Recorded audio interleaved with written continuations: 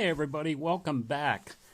To those of you who are familiar with my channel, welcome back. To those to the Camaro guys who may be new to my channel, welcome to the first installment of a complete set of videos that I'll be producing during the restoration of my '69 Camaro Z28.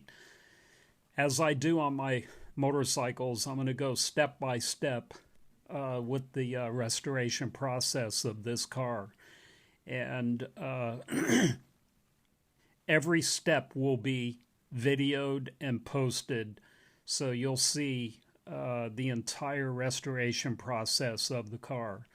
So to start off in this first video, I'm showing pictures of the car when I first bought it.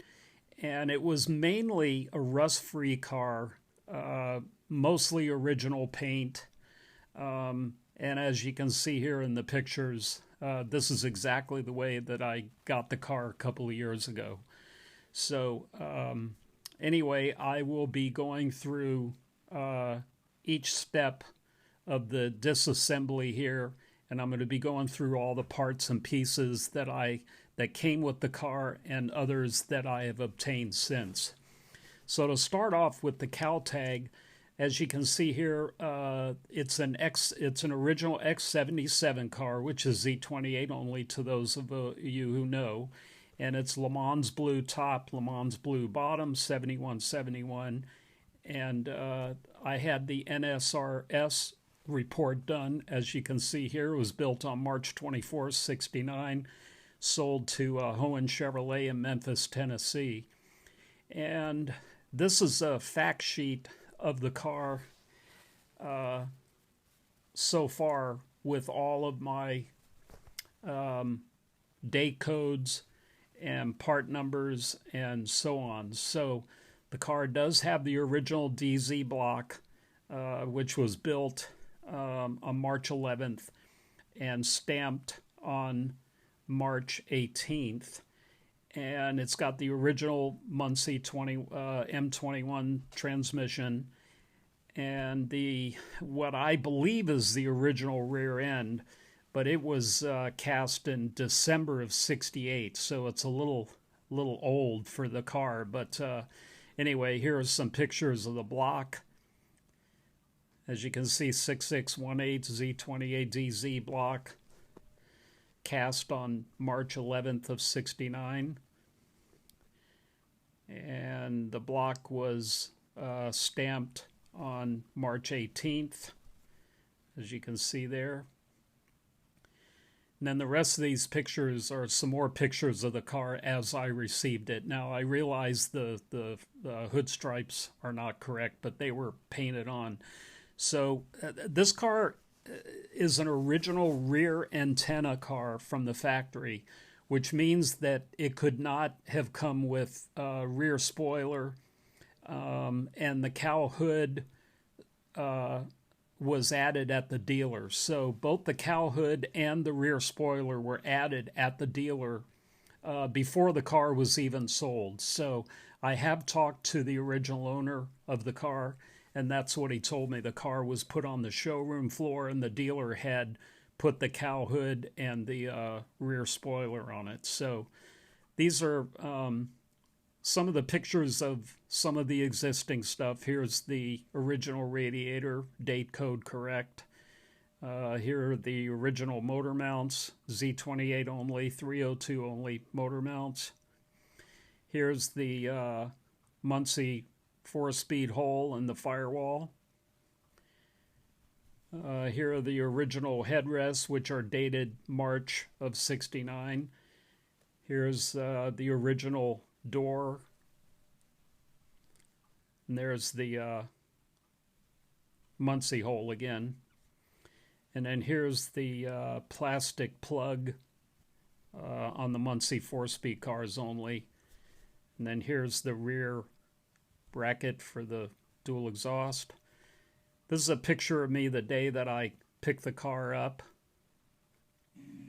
And this is a little video of the car being worked on the trailer when I first bought it.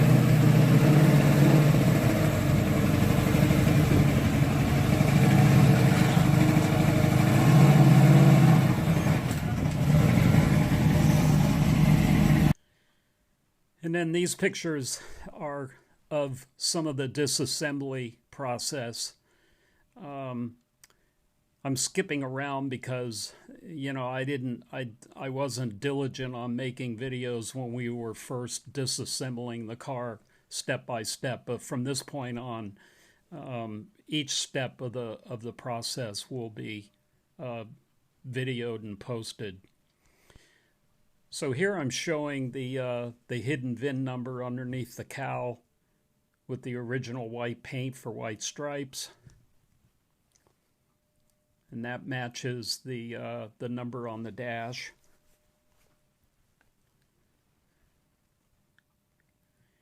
And then some of you may or may not know this, but on the Z28s that were built in Norwood, Ohio, they would put a grease pencil mark on the back behind the seat.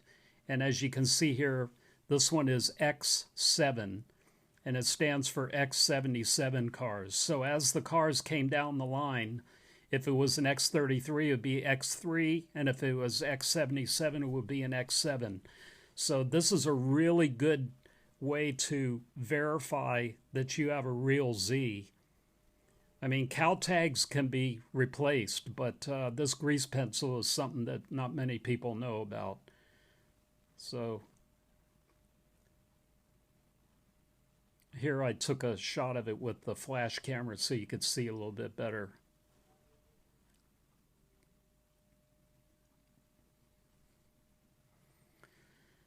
So continuing with the disassembly, a lot of the body work has been done at this point. The rear quarter panel has been replaced as a skin only, not the entire quarter panel. So it was, excuse me, it was just the skins were replaced. So the original door jambs and everything are still in place. That's the only sheet metal that's been replaced on the car. All the other sheet metal is original to the car. Original doors, original fenders. As a matter of fact, like I said, the rear antenna cars, the front passenger side fender had no hole in it for the antenna, and I do have the original fender on that.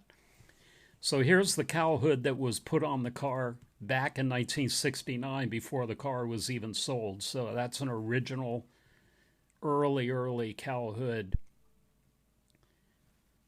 This is a brand new grill. It's not the original grill. Original header panel has been damaged, and then that's the original cowl panel there. And then here's the original passenger front fender with no hole in it, as you can see. And that's the original lower valance in the front, and the original rear spoiler that was added to the car before it was sold. And that's, you can pretty much see that with the indication of the age of that spoiler with the rust underneath. And then the original GM part number underneath there. Unfortunately, the original trunk lid was stolen off the car at some point, unfortunately. So the trunk lid has been replaced. That's the only other sheet metal that's been replaced. So here's some more pictures as the body work was being done. All the body work's done now. And the car is pretty much ready to paint at this point. Not at this point in the video, but currently it's pretty close to being ready to paint, and I will document that. And I had the painter match that Le Mans blue on that front cowl that you just saw perfectly, so we're going to get the color correct. Those are the original rally wheels as well. They're YH, all dated properly. No indication of any major damage has ever been done to the car. The only reason the quarters were replaced is because they had rust in the typical spots. The car was mainly in southern Arkansas its entire life. From just a few months after it was sold in Memphis at Hohen Chevrolet, and then in September of '69 it was sold to the gentleman in Arkansas, and the car was in Arkansas until 2018. So it's pretty much been in Arkansas its entire life. Now it's in California.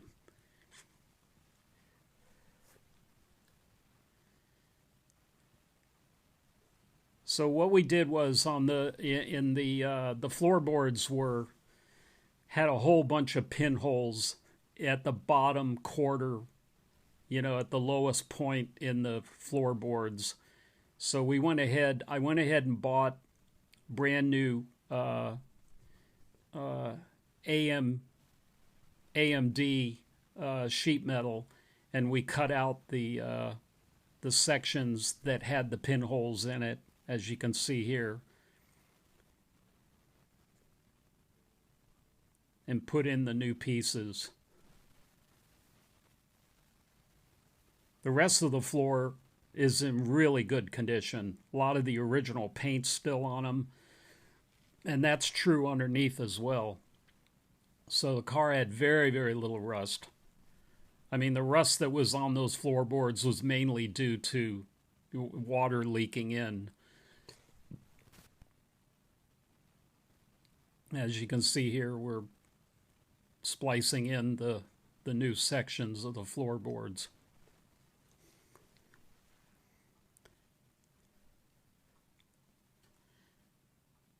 Unfortunately, the shifter hole's been hacked away, just typical of these cars. When the shifter's out of adjustment, they just cut the floor open instead of adjusting the shifter properly. So I'm not sure what I'm going to do about that. I'm probably going to try to fix that.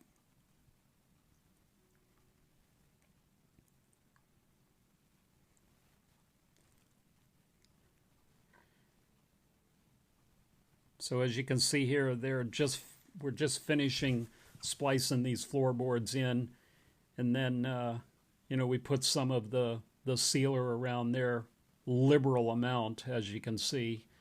That's sealer, not weld. And then we primered that section, and then I'm just going to let the blue overspray hit it naturally like it did from the factory. So here what I'm doing is I'm proving that the cowl tag has never been replaced.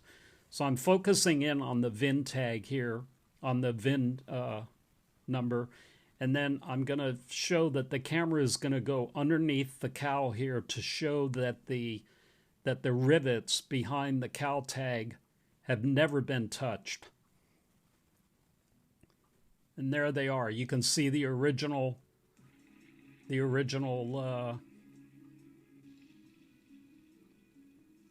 caulking coming out of the rivets there behind, and it's never been tampered with.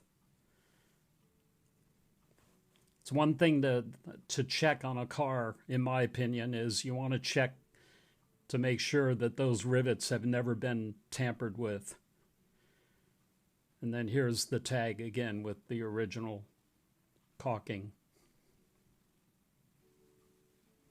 So that's pretty much it for this first video, and I would encourage you to keep track. Please subscribe to my channel, and you'll watch the car get turned into what will look like this when it's finished. This is a car that's exactly like mine with the exception of the rear antenna. So again, please stay tuned. Please subscribe, like, and share, and I'll see you in the next one. Thank you for watching.